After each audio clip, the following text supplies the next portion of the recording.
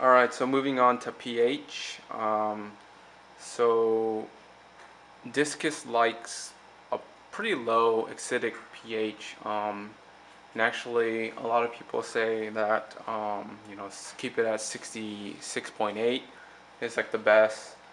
And if you're breeding them or trying to breed them, 6.5, and even like as low as 6.2. If you're trying to breed them, it basically simulates like their natural habitat in terms of like the Amazon, and it helps them breed. But what I found is these discus, especially the ones that are bred in captivity, they can withstand pretty high pH levels. The important thing here is consistency. Trying to keep your pH at a consistent pH. So it doesn't matter if you have a high pH. I've read and heard that people have kept them at 7.8, 7.6, and they're fine at that as long as you keep it consistent and pH doesn't fluctuate. For my tank, my tap water is actually pretty high. It comes out of the tap at probably 8.6. And that's super high. And actually, what I've have in my tank to actually keep that kind of low and actually stabilize is a few of these driftwoods here. I have two big driftwoods kind of sitting in the middle, and that really doesn't do much, but it does help a little bit in terms of stability. This branch here as well. The substrate is also kind of brings down the pH a little bit. And I also have in my filter, my FX5 is peat moss, or actually peat, is those pebbles that actually keep the pH kind of low. And so basically when I do water changes, my pH doesn't really fluctuate. It's actually been pretty stable.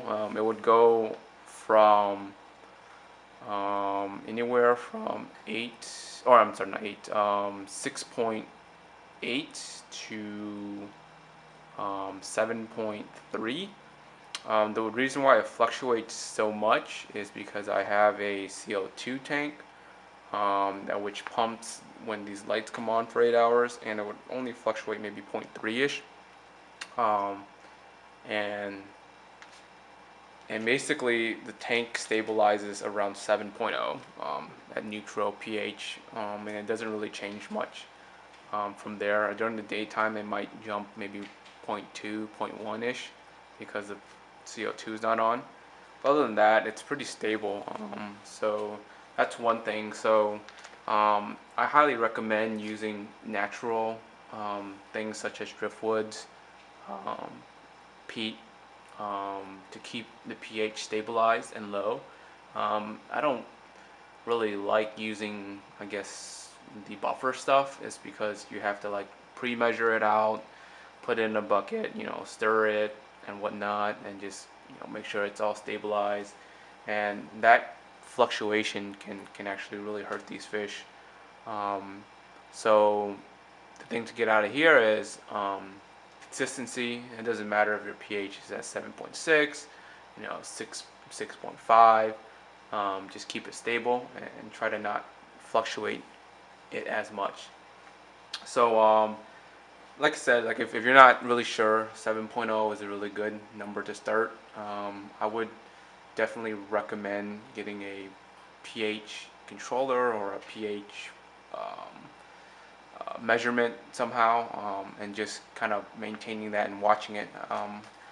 Myself here, I actually have a pH controller, so basically every time I go to feed the fish, I always check it just to make sure it doesn't fluctuate from my range that I want to be at.